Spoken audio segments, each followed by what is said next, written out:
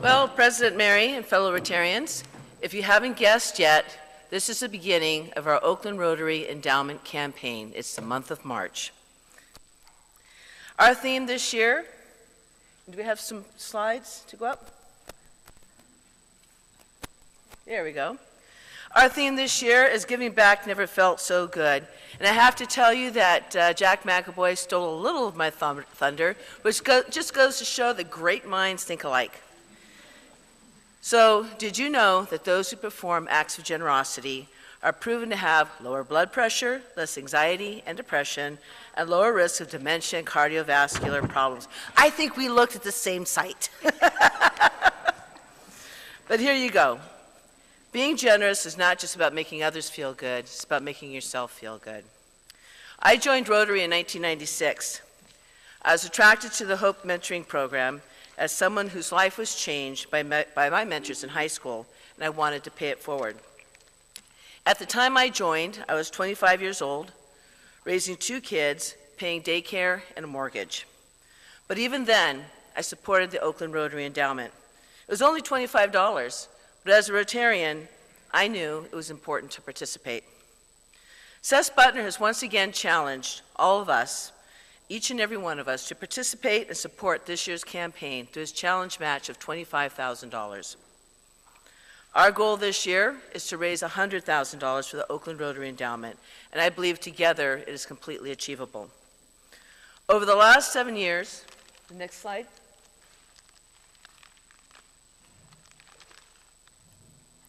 Over the last 7 years, the Oakland Rotary Endowment has contributed $1.41 million through 82 grants to local and international communities. Our contributions add up, and they make a difference. Over the last year, we've contributed 2,000 new books to 1,000 Oakland transitional kindergarten students. We provided $13,800 to provide much-needed school supplies to local Oakland teachers, $3,100 to supply kitchen equipment to St. Vincent de Paul, that you'll hear more about, who serves 700 hot meals a day, 5 days a week, and $80,000 to 8 students who are first in family to go to college, which means a lot to me because I am a first in family to go to college. Your support, thank you.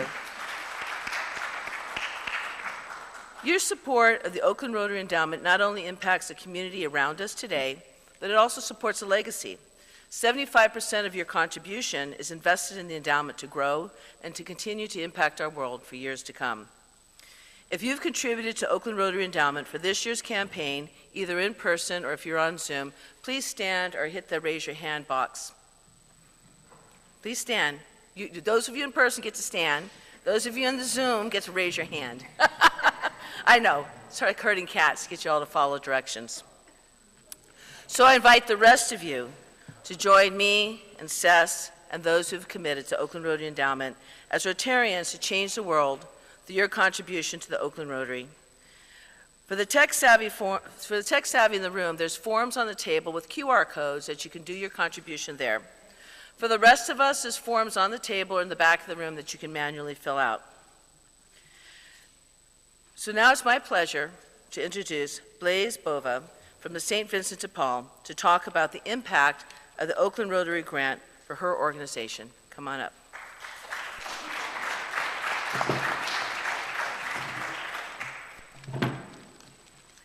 Thank you so much, Lorna, and thank you to all of the Oakland Rotarians who've helped contribute to the mission of St. Vincent de Paul.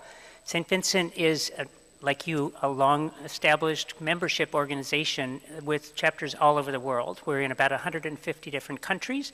Here in Oakland and in Alameda County, we offer a lot of services, but all of them are really person to person. That's part of our model of serving people, one individual speaking to another individual about their own circumstances and their life and all the many ways that we may be able to help them move down their path.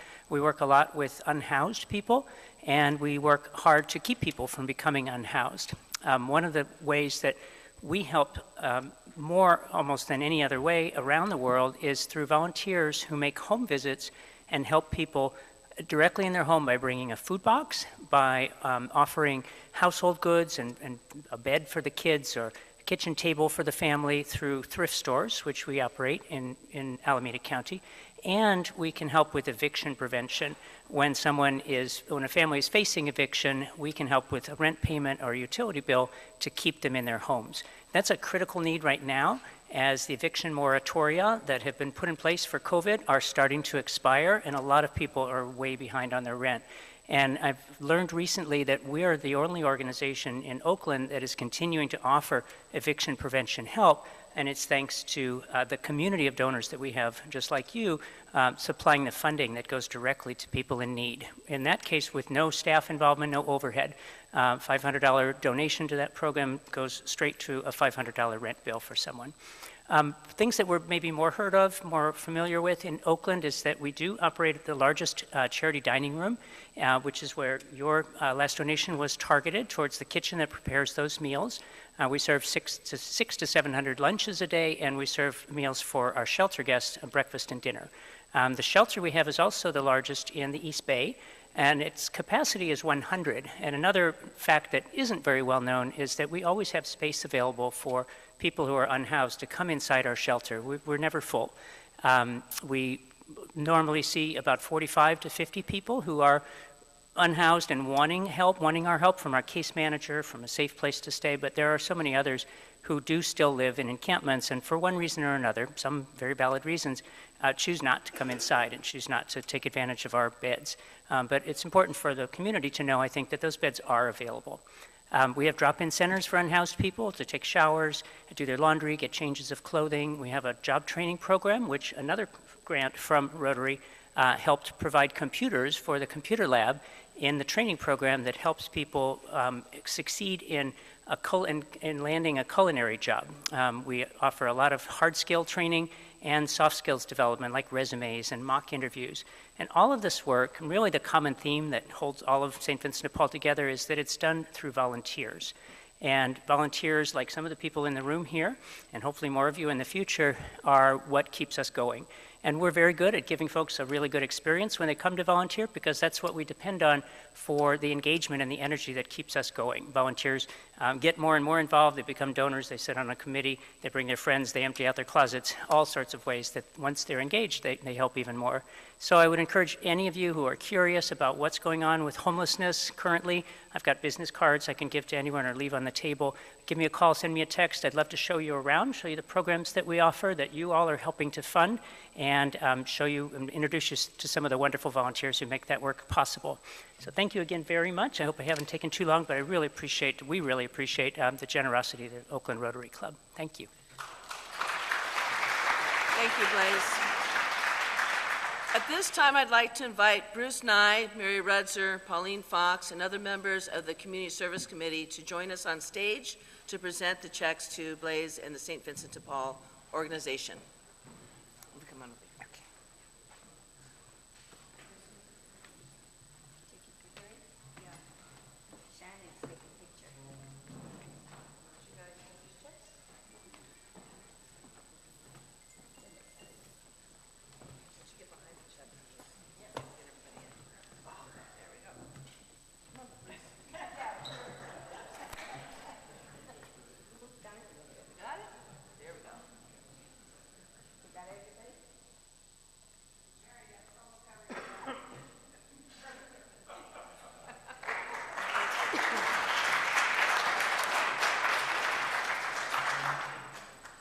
So again, organizations like Blaze and the commitment of individuals like organizations like St. Vincent de Paul and the commitment of individuals like Blaze Bova and her volunteers, this is why we support the Oakland Rotary Endowment. Thank you.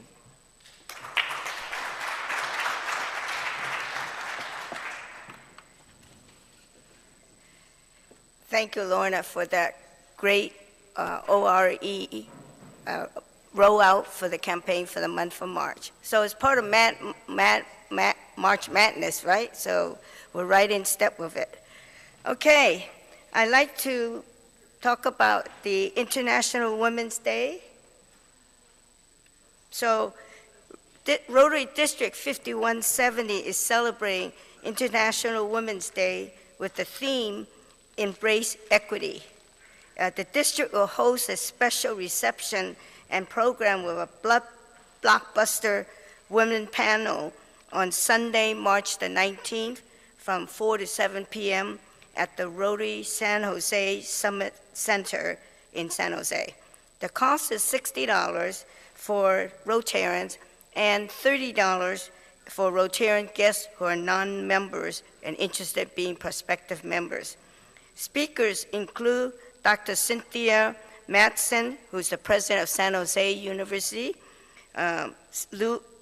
Lisa Gauthier, she's with the Silicon Valley Leadership Group, and Dr. Hillary Nixon, who's the Mineta Transportation Institute. Some really worthy women speaker talking about how they made a difference. So I think that's worthy of us to take and maybe sign up, carpool, get together, and have a network. Last year, I believe, that our past President Dudley was the brave soul who was a few men who went down to that meeting, and he thought it was really worth his while. So, okay, Michael Bruck, can you tell us about an upcoming mixer?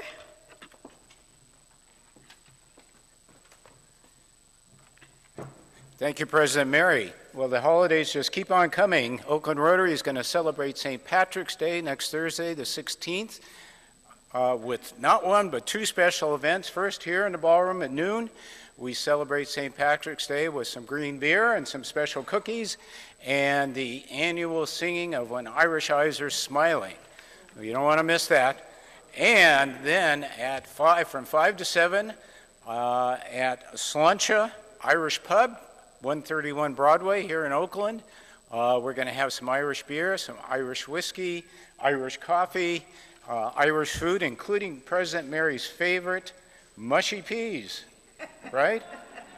They actually do have some great food down there. So come join us at noon and then later at 5 o'clock at Slancha. See you next week.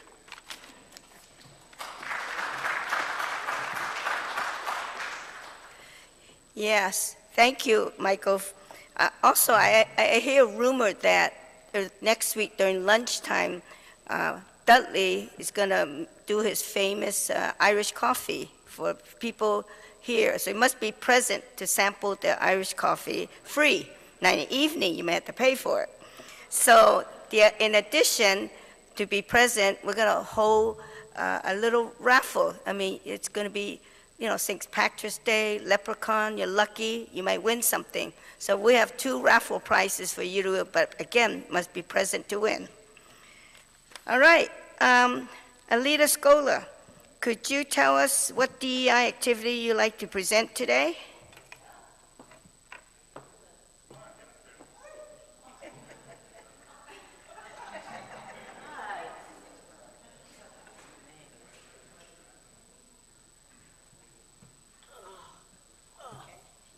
Yes, I'm having, yeah, I got up the steps anyway, all right? Seriously.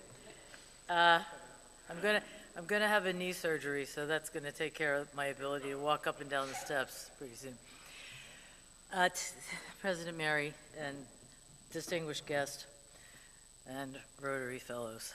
Today, your DEI committee offers the following fellowship moment designed to deepen our connections and understanding of each other as Rotarians and fellow human beings. Please pair up with someone at your table. Obviously, the people online will be going into breakout rooms with somebody that you don't already know well. So pick somebody. So the question is, just by looking at me, you can't tell. Blank, but, dot, dot, dot. Just by looking at me, you can't tell. So you have a minute each to speak. Excuse me. Yeah, me and you.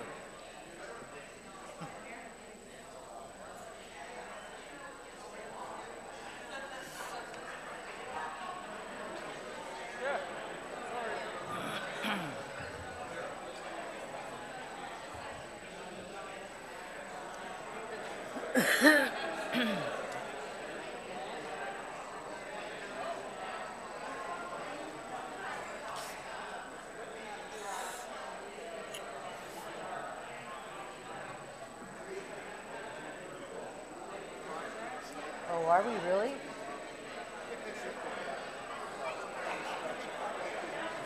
Don't stretch it out. Okay. All right. Thank you. Thank you for telling me. Herding cats. Herding cats.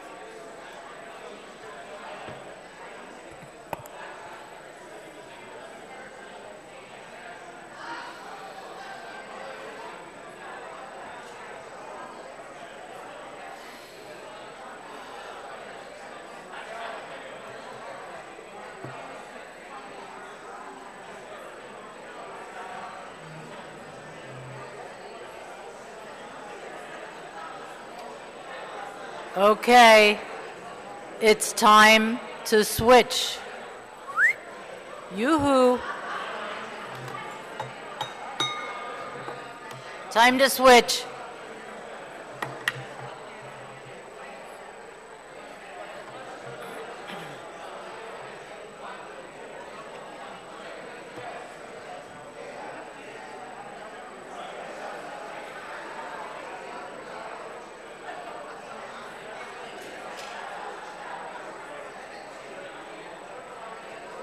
You better stop them. I told them to switch already. I hope they switched. I told them to switch. Peter, do you switch it?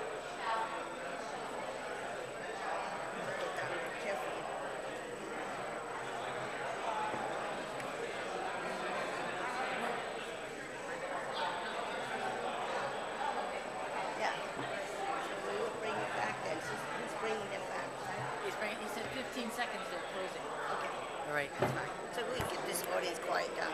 Wait, 15 seconds. What? It's a good question. Isn't it? Yeah, it's really good. I'm trying to get them to stop. What do we do now? Yeah. All right. Would you tell the people in the chat all that? No, that's done. The chat is over.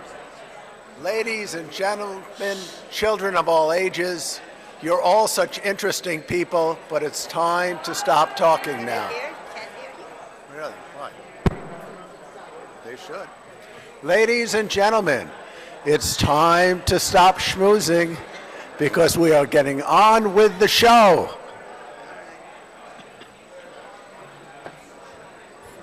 Excuse me, may I have your attention? Are you guys having a great time finding out new stuff about your fellow Rotarians? Great. All right, let's move on. At this time, I'd like to welcome Allison Bliss to introduce our speaker. Thanks, Gary? Mary. Oh, if you only knew what it is you don't know about Mary. All right, how many of you go to a film because of the actor? Raise your hand. So you're victims of the star system. That's what was created by the studios to hype stories about their actors to get people to see their films. In marketing, we call that emotional marketing. And it's because you relate to the character that they're playing emotionally, and so you're thus relating to the actor. But who is it that really makes the film? The director. The truth is that a good actor is one who follows direction and uses their craft to enhance how the director is interpreting the script. So a good film needs a good story and a great director. They are the real stars. The director controls everything, just so you know. He or she controls the film from the actors, photography, sets, makeup, lighting, you name it. Every piece of image that you see or hear is something that the director, or edit, No, I said something the director has controlled. And you won't really know if an actor is any good unless you're on the set with them, because you won't be able to see if they're following directions or enhancing the director's vision or characterization he or she wants. So don't buy into that advertising. Luckily, Today, you get to learn from an unbiased expert who knows better than to judge A film by the actor. Hopefully, he brought some ballots for the Oscars that are coming up this weekend. And hopefully, Isaac, you'll be able to post the link to the ballot on the Facebook page for us? Thanks. So Gary Meyer is with us today. He's the co-founder of the Landmark Theater chain, the former co-director of the Telluride Film Festival, the curator of Eat, Drink Films, and an inductee into the prestigious San Francisco Film Hall of Fame. Giving us insight into this year's Oscars is Gary Meyer.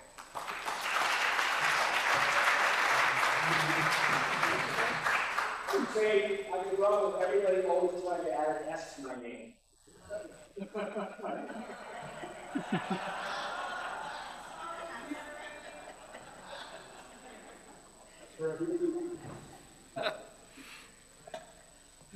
So my father was a jeweler, and my grandfather, Myers Jewelers, and my dad thought that the apostrophe was bad graphically, so he left it off, and that added to people wanting to add an S to their name. But I never understood why they wanted to take the first E out.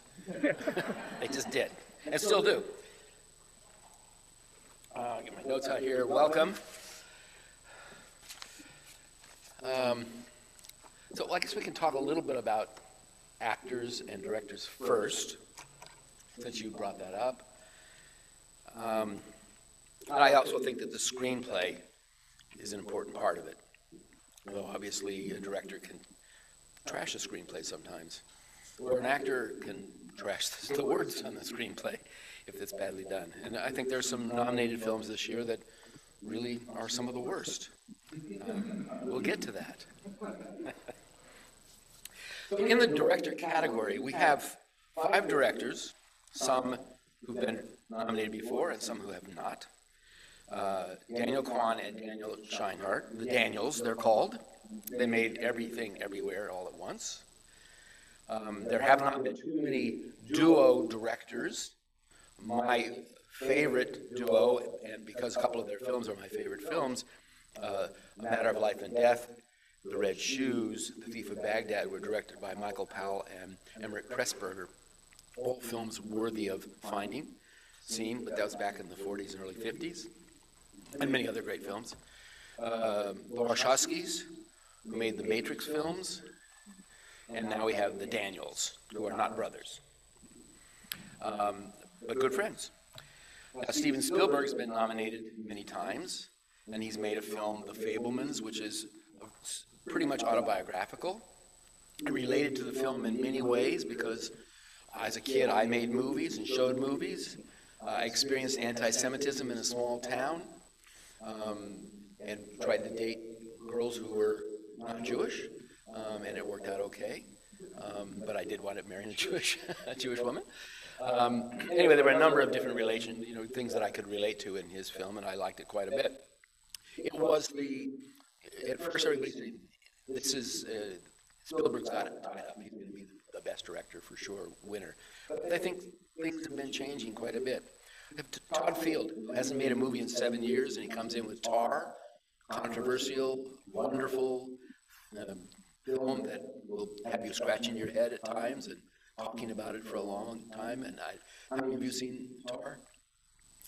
So you got the credit roll at the beginning running backwards, and you're saying, well, what is going on here?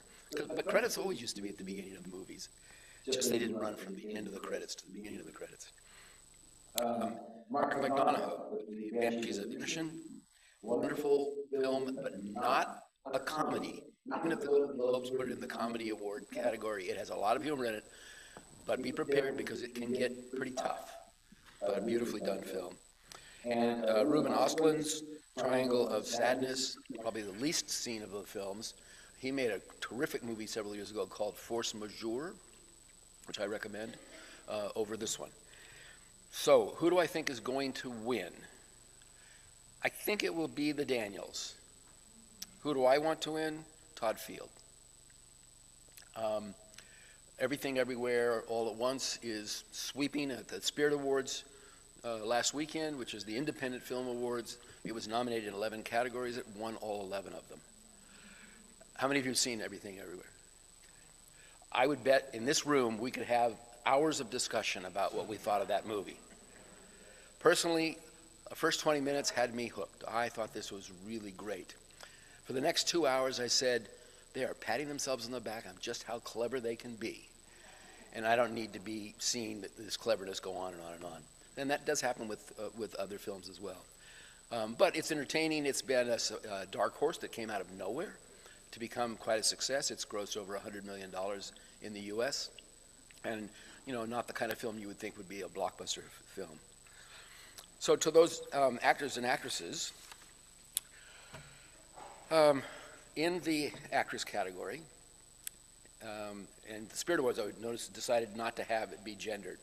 So they just had 10 nominees in that acting category, which was confusing for a lot of people, and they only picked one of them. So we have Cate Blanchett in Tar, Michelle Yeoh in Everything Everywhere, Michelle Williams in The Fabelmans, the Spielberg film, and Ana de Armas in Blonde, which is a Netflix movie that I think played for 20 minutes. No, it's 2.5 hours long, so it played for 2.5 hours in 1 or 2 theaters. I think that Michelle Yeoh will probably win, but it could be Cate Blanchett. It's going to be close. I would prefer Cate Blanchett, although I love Michelle Yeoh and thought she was great fun in the film. There's a controversial one. There's Andrea Riseborough in To Leslie. To Leslie is grossed theatrically $20,000. It's hardly played anywhere. She is fantastic. It's a tiny little independent film that appears to be quite depressing, but actually winds up having a very hopeful ending to it. And she is great. But her campaign was controversial because her publicists got all kinds of actresses, including a couple of the nominated actresses, to go on social media and talk about how great this performance was and that it needed to be nominated. And now the Academy is going to reevaluate the use of social media to promote films and categories.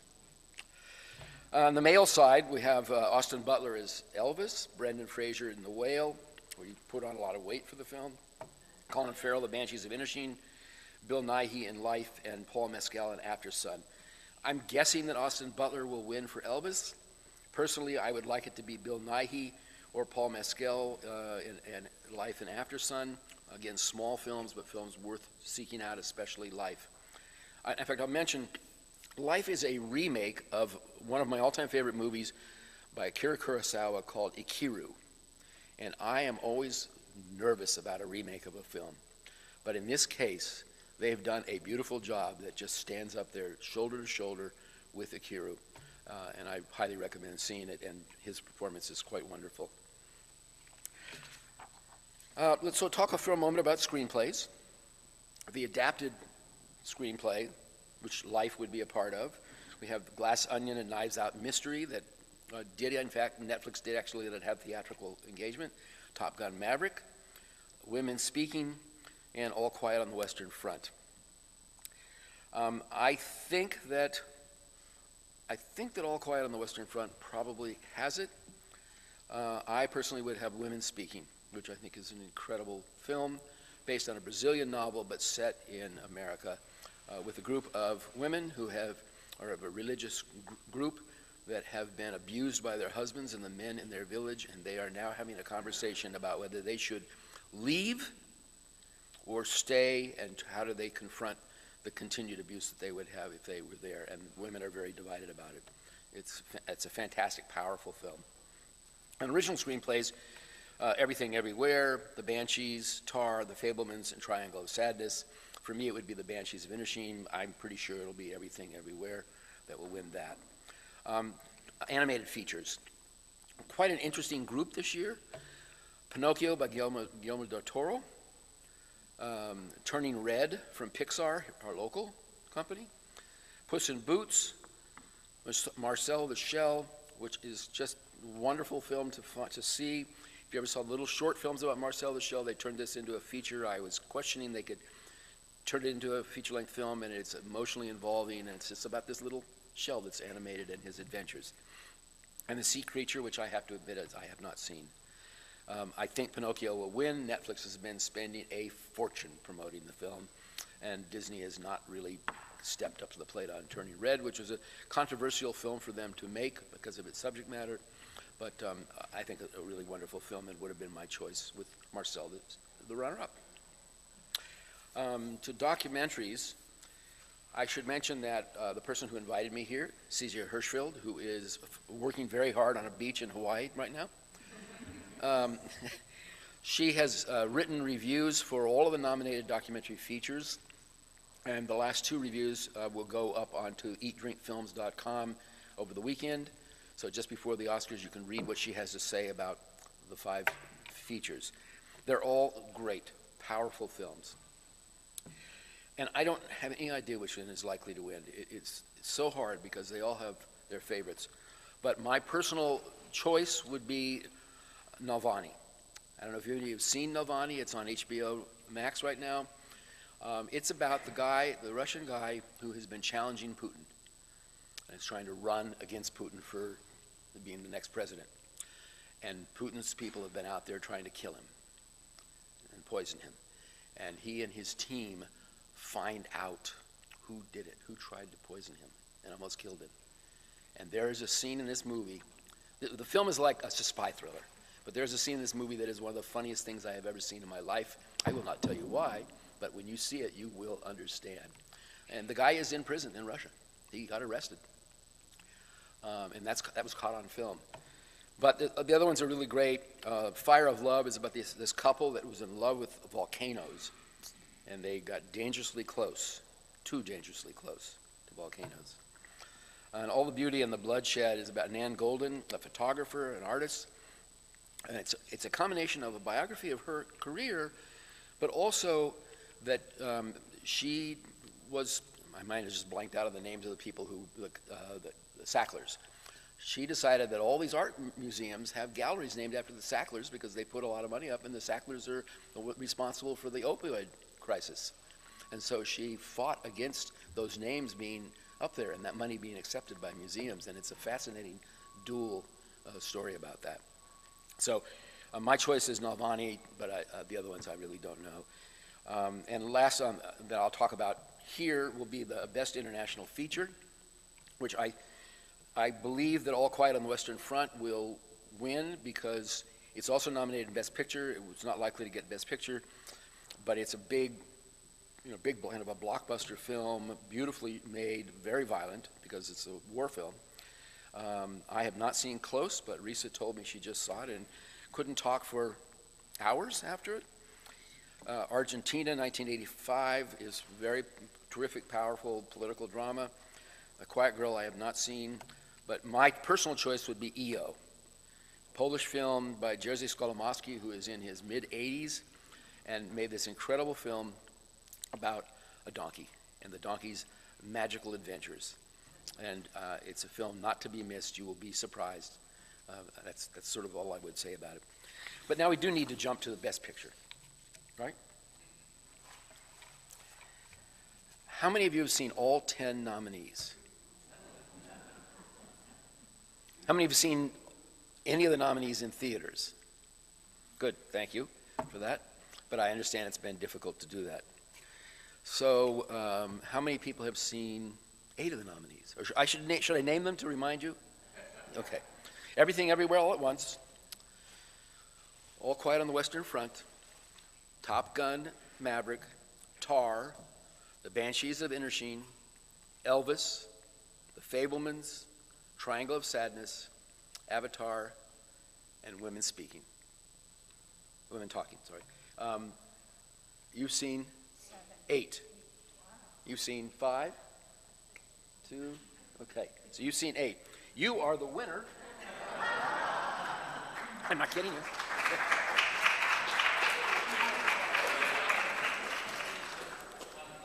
This is a book of posters for the best movies, best movie winners. Yep.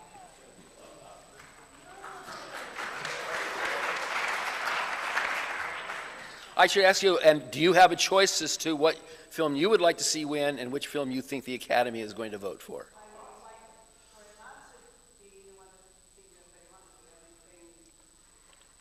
Everything, what the hell, okay, yeah. Okay. And do you think that, and which do you think will win? Okay. All right. Well, you've more than earned your book. Congratulations.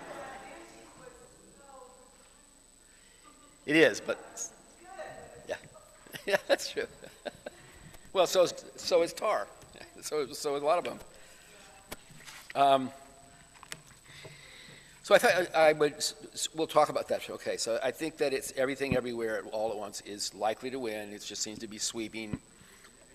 The Fabelmans once again went from being the front runner to being, way down there. I'll tell you my own feelings about the films. Everything Everywhere All at Once is what I said it is. All Quiet on the Western Front is powerful, very, very heavy, very bloody and gory because it is a war film. You can watch it dubbed on Netflix, but I suggest you watch it with subtitles because the dubbing winds up being very distracting. Tar and Banshees and Women Talking would be my three choices that if I could either and every one of them, I'd say all three of them should win. Elvis, I was not a big fan of. I enjoyed it. Tom Hanks as Colonel Sanders, Colonel Parker, just didn't work. It didn't work for me. I couldn't believe that it was him, and I think that the director just kind of goes over the top with trying to be fancy on the screen, and that's fun, but it just wasn't my favorite. Triangle of Sadness is the one film I haven't seen. Avatar: The Way of Water was surprisingly entertaining, a little too long, but you definitely should see it in 3D if it ever comes back that way. So that's that. Okay, so time for Q&A. But what I'm going to do, first I'm going to ask a couple more questions of you guys. And somebody tell me a movie musical about movies that was not nominated for Best Picture. Well, I'm going to try it to be hard at first. So there was a clue would be that in the movie Babylon, one of the characters goes to see this movie in a theater. The only good moment in the whole film. It's a movie about the transition between silent film and sound film. Singing in the Rain. You win a book of posters of movies that were not nominated. They're great movies that were not nominated. Reese and I. I'll bring it down to you afterwards again. Okay, let's open it up to questions.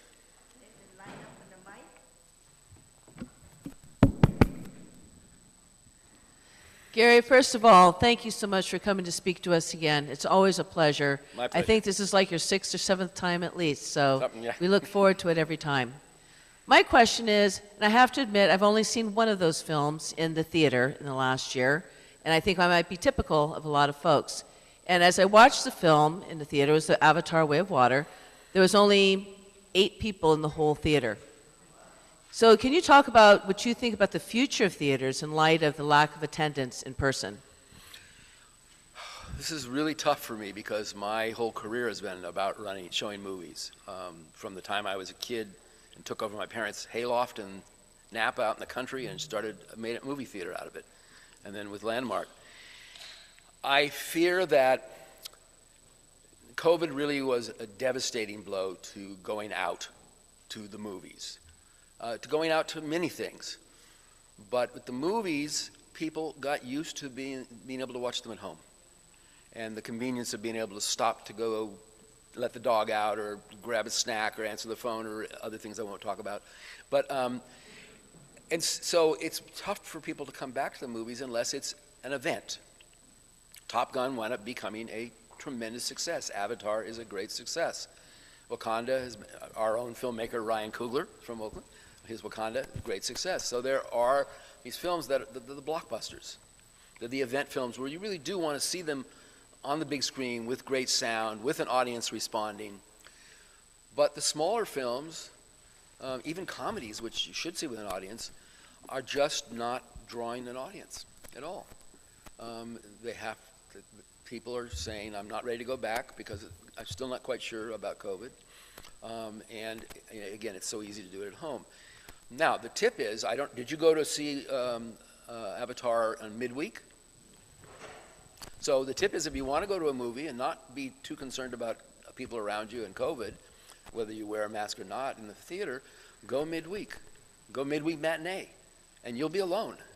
So it's true you won't have the whole audience laughing at a comedy or something like that, but you'll be able to see the film in the proper presentation and not have to be concerned about that. It is really important to support the theaters.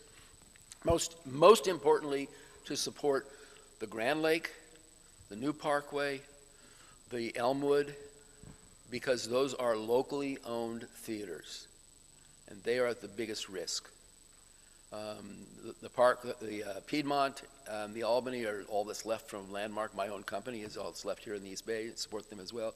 And then, obviously you're going to go to Emery Bay. But if it's choice between the Grand Lake and Emery Bay, there's a couple of reasons to go to the Grand Lake. Not only because it's locally owned, and the money is going to come, the taxes they pay is going to come to Oakland, not to Emeryville, but he has better projection. He's got dual projectors on 3D, so you have twice as much light on the screen to enjoy that 3D. And he's always trying to upgrade the technical side. Yes? Am I done? Okay. Next. Yes? Actually, if you have a question, up to the microphone, please. Oh, wait a second. Bring the microphone to the stand, and then walk over to the stand so the camera can get you. Gary, thank you very much for enlightening us.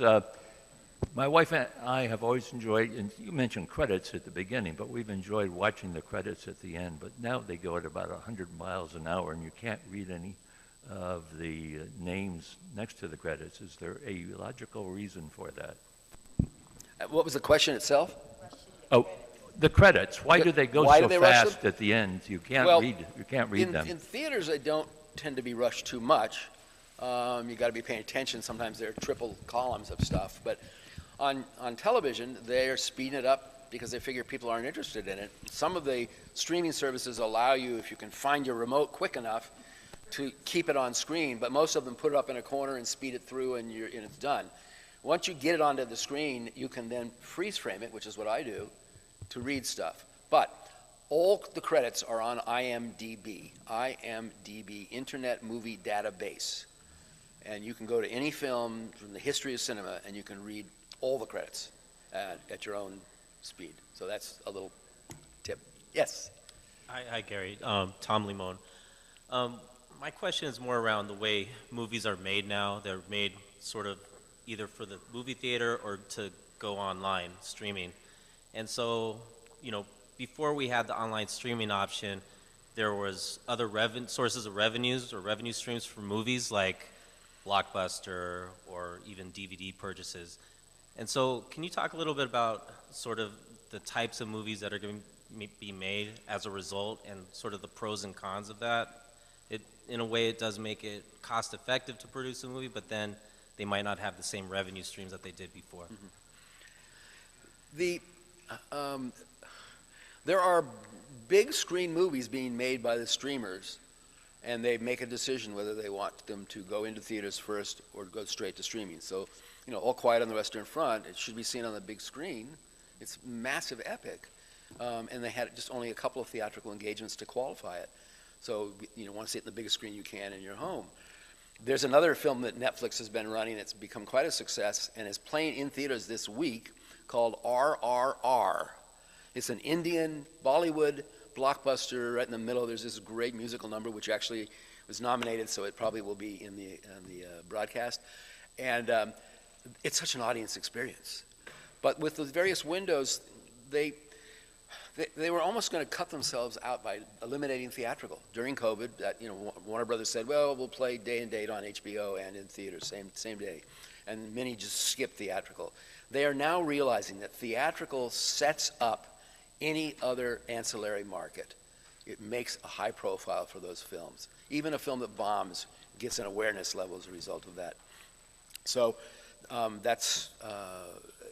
think that DVD is just a minor part of it now, and it's pretty much it goes from theatrical to VOD and or streaming or So those are the things, yep. We go. We're time out, but, I'll talk back, I'll Yeah. be glad to answer questions back there. okay. Thank you.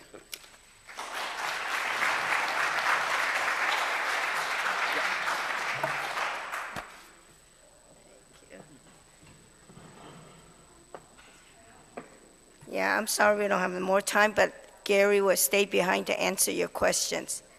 All right. Gary, thank you very much for the Oscar-winning presentation. Education is my area of focus for this year.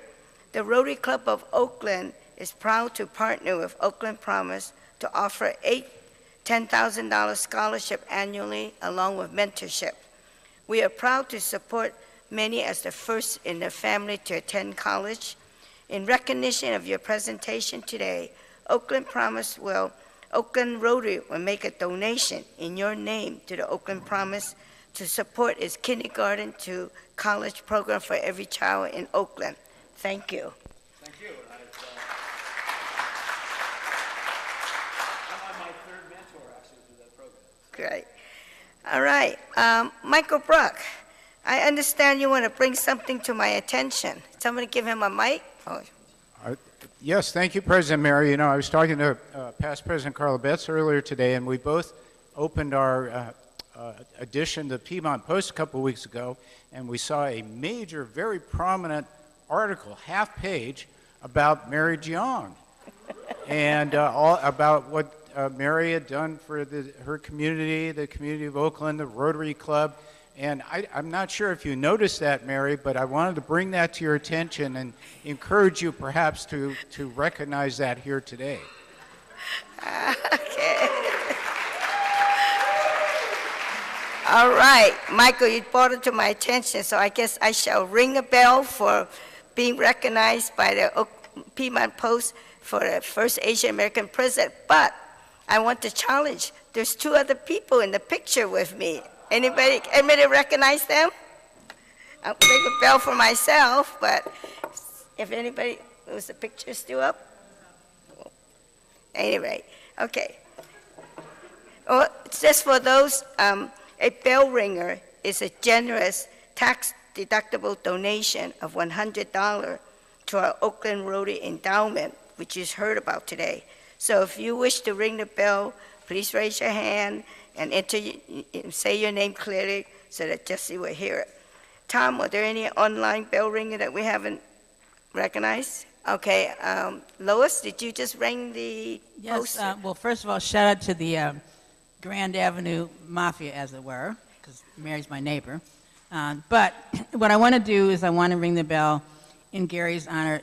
Years and years ago, he had this fabulous potluck party where our kids were there to talk about and watch the Oscars. It was just the best thing, and then we had these other circumstances. So hopefully we can have it in a park next year, you know, everybody like the Coliseum or something, and we can all watch the movies and bring potluck. Anyway, shout out to you, Gary. Thank you. All right. Lois Corin rings a bell. Isaac?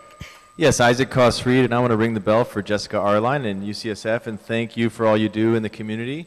And let everybody know that on Monday, I and my wife are hosting a fundraiser for Barbara Lee for Senate. And so a little commercial there. If any of you want to join, several of you are already joining and donating, and I really appreciate that. And so if anybody else is interested, let me know. Okay, Isaac rings a bell. All right. Thank you. All right, Carrie Hamill, would you tell about our next week's speaker? Michelle Himmelberg is a trailblazer and a superhero. As a very young journalism professional in sports media in the 70s and 80s, she challenged the NFL to open access to women, and she won. She's co-founded organizations that support and advance women in sports media. She has covered the Olympics, and she has 1 million stories to share with us next week. 1 million. Thank you.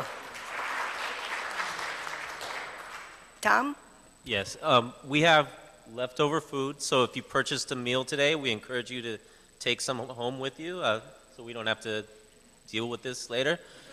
Okay. And then also, if you didn't buy lunch, if you could you're welcome to also take food home, but if you can make a donation, we'd appreciate it. Thank you. Okay. All right. Well, thank you, Jack, for the thought for the day. Kathy, for introducing our new member, Jessica. Lorna, for the ORE campaign rollout. Michael Bruck, for informing us about upcoming Mixer and St. Patty Day celebration next week. Alita, for the DI moment, friendship moments. Allison Bliss, for introducing our speaker. And then Gary Meyer for that awesome presentation. Carrie Hamill for the teaser, and the production team for managing the meeting. Before you leave, please remove all the garbage for your lunch into the garbage can and recycle bin in the back of the room. So, share, which means thank you, everyone. This meeting is adjourned.